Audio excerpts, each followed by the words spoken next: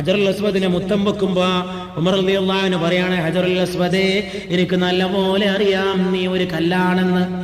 എനിക്ക് നല്ല പോലെ അറിയാം കല്ലേ, നീ വെറും കല്ലാണെന്ന്.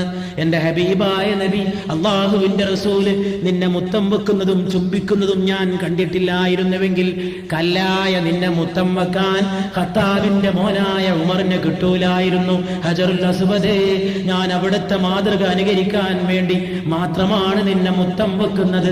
ഹജറുൽ അസ്വദേ, പൊങ്ങണ്ട കേട്ടോ, കല്ല് കല്ല് തന്നെയാണ്, അവിടെ തന്നെ നിന്നാ മതി. റളിയല്ലാഹു തആല അൻഹു.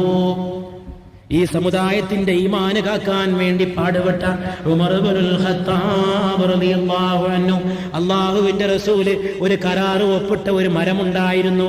ആ മരത്തിന്റെ ചുവട്ടിൽ റസൂലുള്ളാഹിന്റെ വഫാത്തിന് ശേഷം ആളുകൾ ഇങ്ങനെ പോയിരിക്കുന്നത് ഉമർ റളിയല്ലാഹു അൻഹുവിന്റെ കണ്ണുപെട്ടു. അവിടെ